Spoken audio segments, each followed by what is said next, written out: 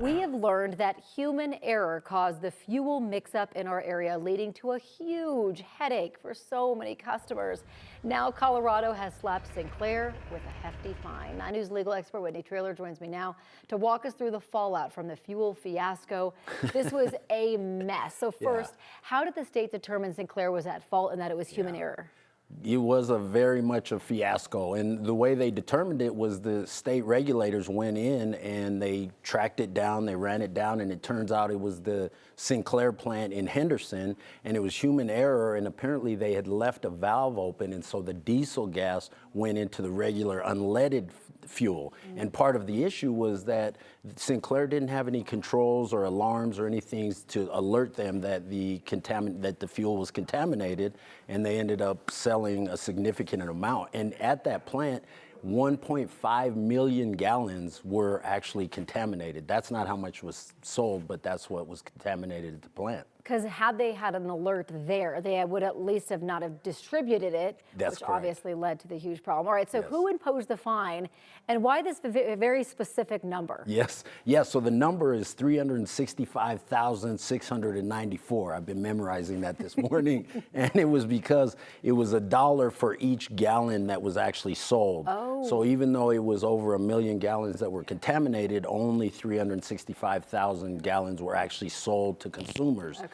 And so it was the Division of Oil and Public Safety that imposed this fine. So this was just $1 for 1 gallon, and that was a fine. That's not money that goes to consumers, or that's just a fine that Sinclair has to pay to the state. I know that there are a lot of consumers who have damaged cars now and all the things that happen from the fallout. Are there going to be other penalties or legal action against Sinclair?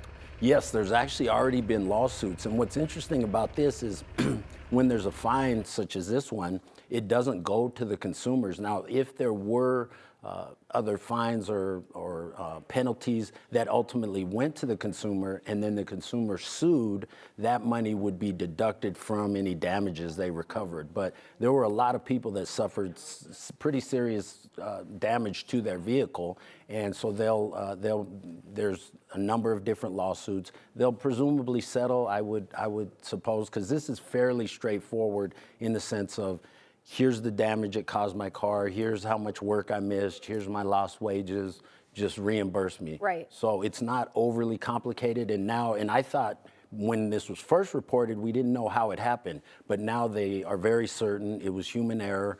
They contaminated at the Henderson plant, so it's easy to figure out who it was. A lot of times in these kind of cases, you don't know where it may have come from, but they're quite certain that it was the Henderson plant, and Sinclair doesn't seem to be pushing back on that. Yeah, this one came out fairly quickly. So if someone did purchase the contaminated fuel and they haven't filed anything, is it too late? No, it's not too late, and they're actually asking that you go to the Division of Oil and Public Safety. I think it's odp.gov, and yes, ops.colorado.gov. They have it up for me, and go there, and you can file a complaint there. You can also go to the station where you purchased it, and if you don't get satisfaction from them, you can go to the Division of Oil and Public Safety, and you can also call their number, which is 303-866-4967. It also makes me wonder if, because we've learned that this is human error, if now for the future, if they make it so that they know if it's been cross-contaminated before it goes out. That's a great point.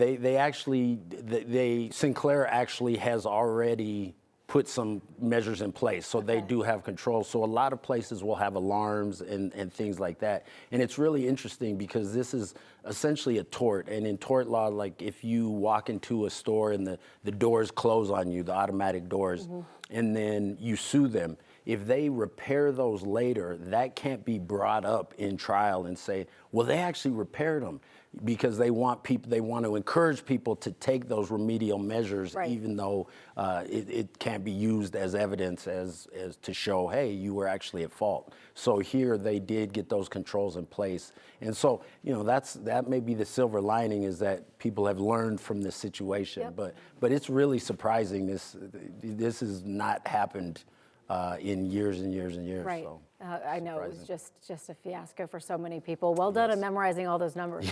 I'm impressed. I was going to mess with you and just start throwing other numbers out there. You did before we started. I don't know why you're saying you were going to. We're still friends, right? Yes. All right.